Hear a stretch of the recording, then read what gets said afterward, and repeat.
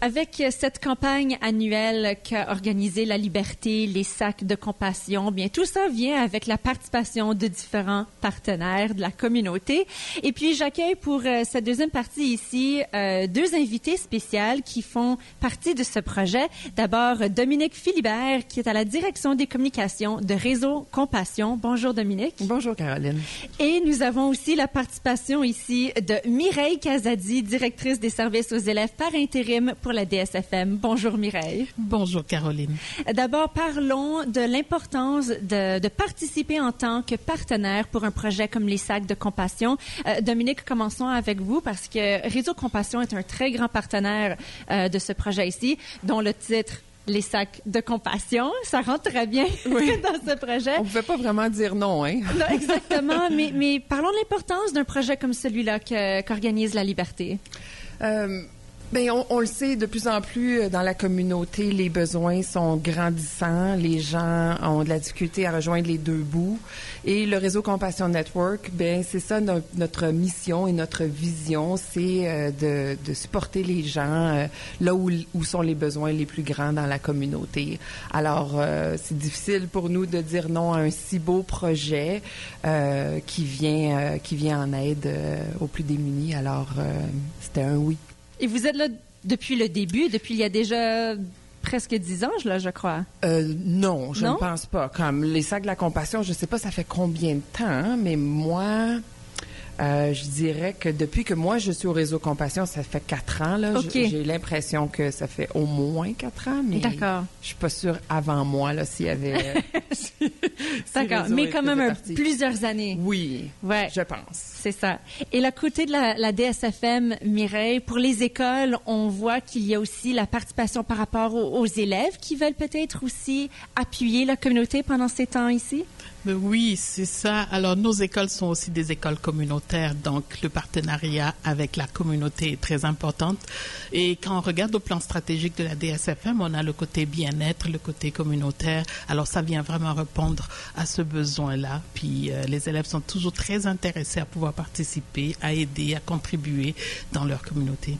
Quel est quelque chose qu'ils apprennent, justement, participant dans un projet comme les sacs de compassion? Pour tous les élèves qui sont à l'école, parce que, de ce que je comprends aussi, pour ce projet, les écoles à DSFM sont un lieu pour apporter les sacs bruns que les gens reçoivent à la maison. Alors, non seulement est-ce que les élèves participent à faire des sacs, mais ils voient d'autres venir les déposer aussi. Oui, c'est sûr. Alors, les élèves apprennent à donner. Et apprennent à comprendre qu'il y a des besoins dans la communauté. Les élèves sont très sensibles. Quand ils voient l'autre qui n'en a pas, ils sont toujours prêts à partager.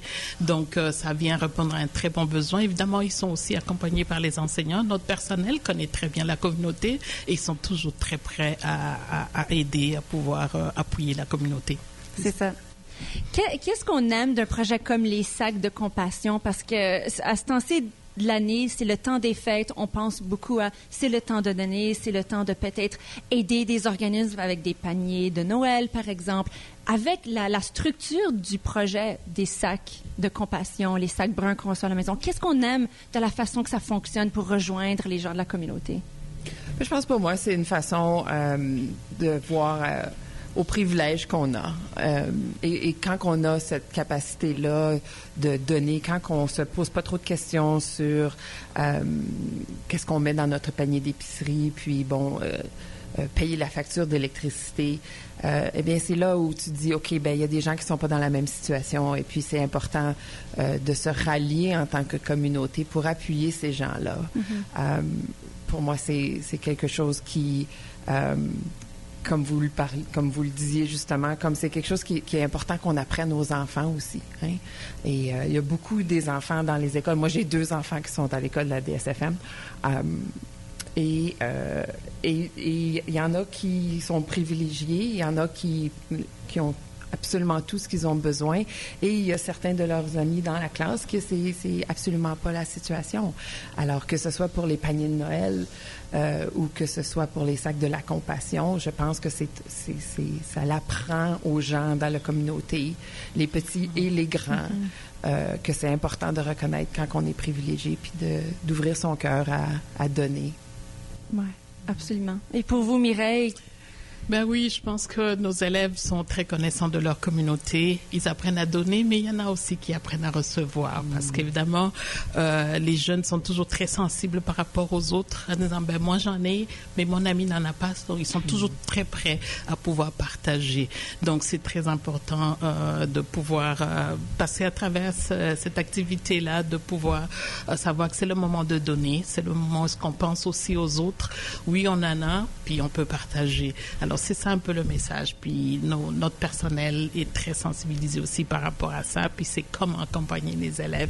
Et c'est donner de façon libre aussi. Oui. Ça, c'est ce qu'il faut savoir. Alors, chaque élève qui se sent concerné va certainement impliquer sa famille et ils sont toujours prêts à donner, à servir de cette façon-là. C'est très important d'avoir cette discussion ouverte avec les gens, les enfants, les jeunes, les adultes aussi. Des fois, juste recevoir ce sac brun à la maison, ça commence une conversation. Tu te dis, oh, c'est vrai, j'y avais pas pensé. Donc, avoir ça déjà livré chez nous, des fois, ça donne un petit peu ce petit push qu'on a besoin pour se dire, ben oui, pourquoi pas? Pourquoi pas aujourd'hui trouver quelque chose? Puis moi, je fais l'exercice parce que je reçois la liberté à la maison. Oui. Avec mes enfants, on reçoit le sac brun et puis là, on rouvre les armoires et on se dit, OK, ben qu'est-ce qu'on donne? Hein?